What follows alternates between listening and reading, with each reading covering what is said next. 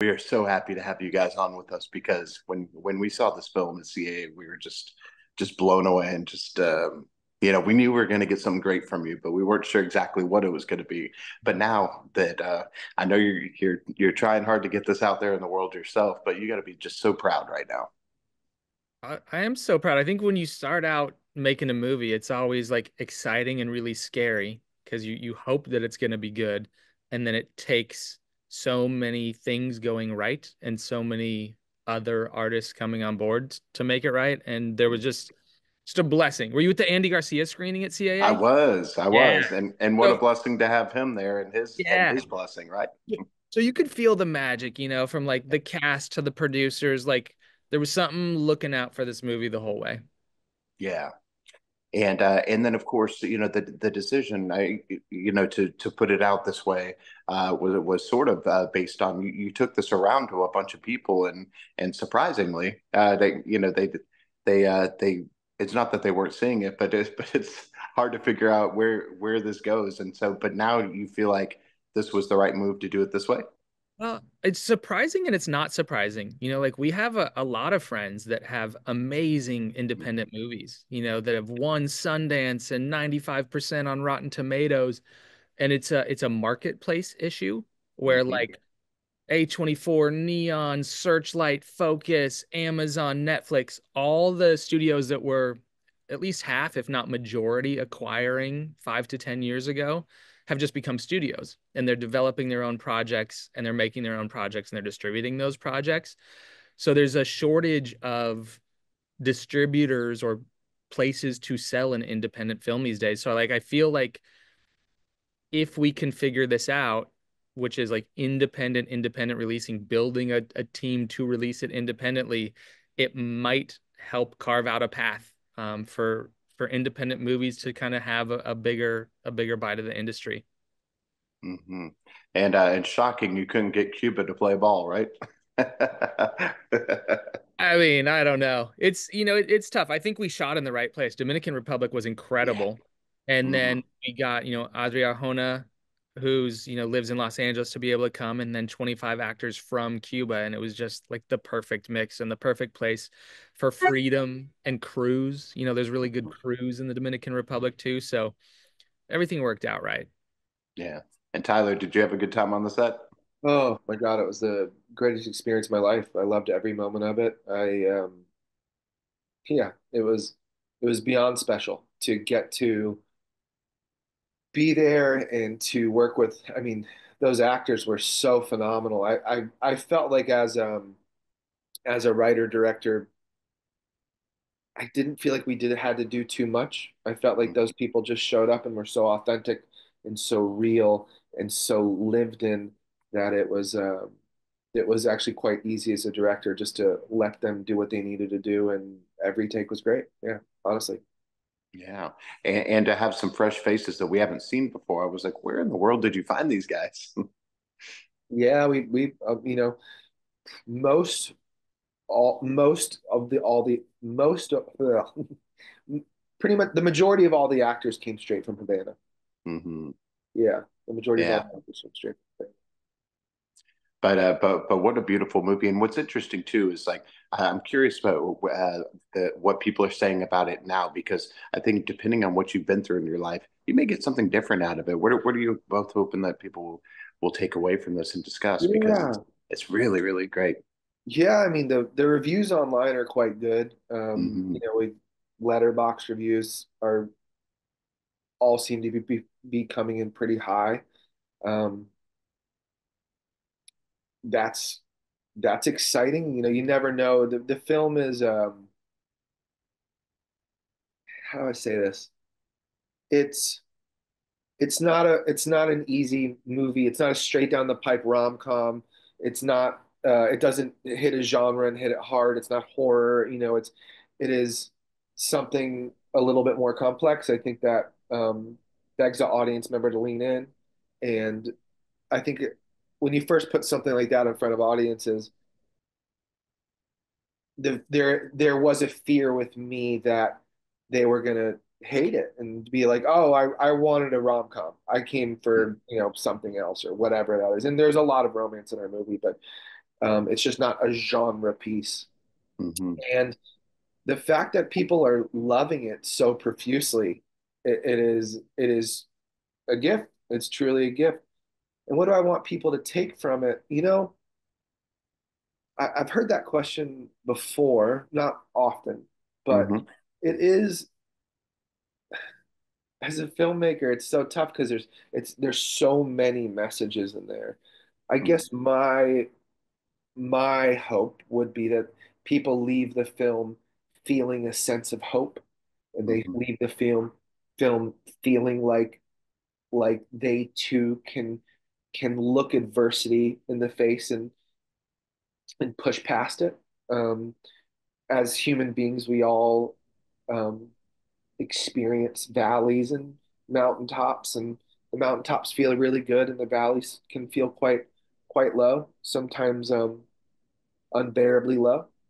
And it is really special when you can help, when a little film like, even with Peanut Butter Falcon, I felt like at the end of that film it left Hmm. you on the uprise, and you're like, hey, there's a mountain coming, we're on the up and up. And I really wanted you to feel that with those Freakies too. I think that was our goal. It's like, hey, things can be tough, and then at the very end we're going to be okay. You're We're going to make it through this. Yeah, well said.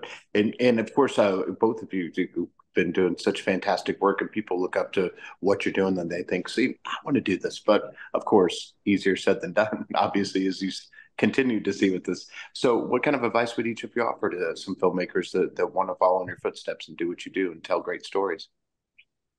I mean, I think Tyler and I think we consider ourselves a little bit early in career to be giving advice. Hmm. Like we're still learning so much. One of the cool things about uh, having made Peanut Butter Falcon is that we've gotten to learn from other filmmakers. Like Lord Miller, and we have a movie with um, Ben Affleck and Gil Netter, and like some other really great filmmakers that we've gotten to have conversations with and learn from.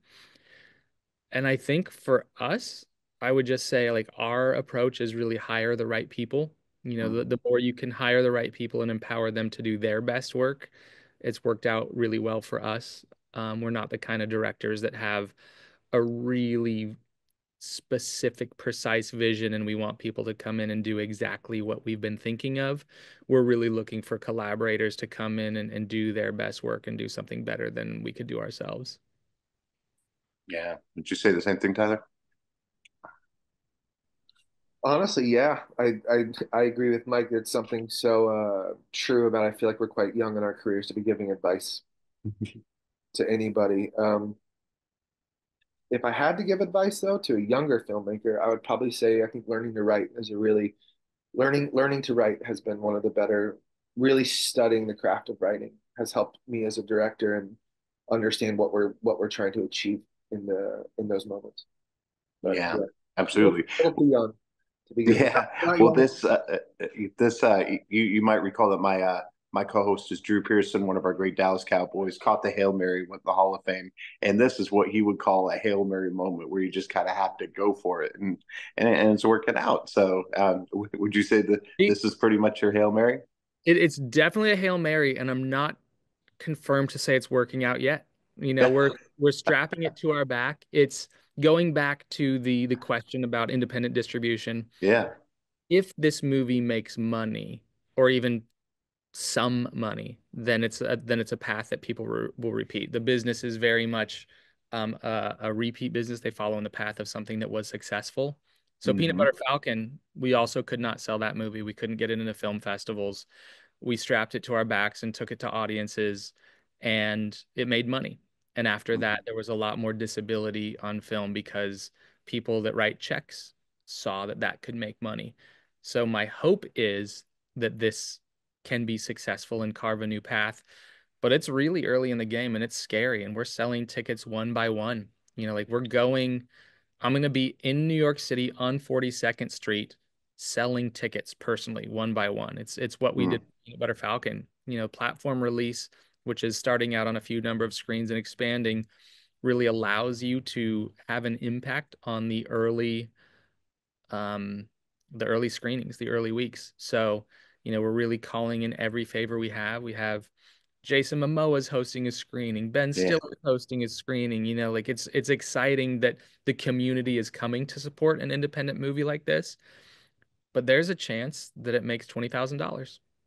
And there's Mm-hmm. also a chance that it makes $250 million like Parasite, which also could not get distribution, and people were worried that no one would want to watch a Korean language film. Now, Mm-hmm. like I'm not delusionally thinking like, oh my gosh, this movie's going to make $250 million. It's just a that's the reality of where we are, that's the range. And if business people are looking for models, like, okay, what's this going to do? The reality is you got to be willing to take a risk because it could Mm-hmm. make $20,000 or it could make 250, and it could make anything in between. And for us to pretend that we know anything more than that, we could tell you the movie tests well for audiences and it screens well when you get people in the room, but getting people in the room is the challenge these days. Yeah. Well, I love the spirit that you guys have. And we talk about this on the show. It's sort of like a success mindset that you have to have, whether or not you're feeling it or not, because, it's creative types we're hard on ourselves. So is there something that you each tell yourself that kind of keeps you on this right path to do what you do? Ooh, left foot, right foot, left foot, right foot. Sometimes it just, when you're in the valleys, I think it's really about just putting one foot in front of the other. It can be quite challenging, but that can be a little bit of a mantra sometimes. Yeah, it's Yeah. really it's the small things. It's like making a movie is I don't know the number, 10,000 tiny decisions that all come together to make something. And then even right now, the releasing a movie is how many people can we talk to on the street? Um, how many people can we get to host screenings? Like that's our big thing right now. It's people want to come out and see Mark Duplass. He's hosting a screening for us on the 17th. And if you get 50 people that are there to see Mark and 50 people that are there to see the movie, Hmm. and then the word of mouth spreads. And what is the number? What is the number? Do 10,000 people need to see a movie before it has word of mouth? We're sort of learning right now and testing these things. Yeah, I love that. After this, I can't wait to see what you guys have next for us. So, are you already thinking about the next film, or are you completely engulfed in this right now? We do have a few things. It's a process. This Los Frikis took 7 years. Mm-hmm. Peanut Butter Falcon took about 7 years as well. And Mm-hmm. we've developed some scripts with some very cool people and very cool studios, and we'll see. There's some stuff that like we've learned a lot doing. We've put our hearts into, and we'll see if they get to exist. We a lot of the process is like, okay, you got a script good enough that it might get a meaningful actor to say they want to do it, and it might Mm-hmm. get a studio person to say they want to do it, or it's just time in the gym. You learned how to write a little bit better. You solved some problems. You learned about different characters, and it's on to the next. And that's how it goes. Sorry, I got a puppy here trying Oh, to sweet. get it. How old is the puppy? How old are you? That's it. He's only well, I guess he's two, um, but still has no boundaries here. That's sweet. I All love it. right. Well, we are so excited for the film, and to tell people how they can help support it, because this is something that we need every individual person to do. Oh, this is the best question. They could follow it at Los Frikis Movie on Mhm. Instagram. There we're putting up announcements about all the special screenings. We have links to buying tickets there, and then sharing on social media, rating on Letterboxd and IMDb. It really is an everything counts sort of situation. So, Mhm. even if you tell 10 people, it's that's how it works, and they tell 5 people, and getting we don't have really money for the release, so it takes word of mouth in a community. Yeah. Well, we're absolutely going to do that, and we really, really appreciate your time. I appreciate the film so much, and Yeah. look forward to talking to you guys again soon. It's always a pleasure. Oh, yeah, it was good seeing you, man. Thank you so All right, much. thanks so much.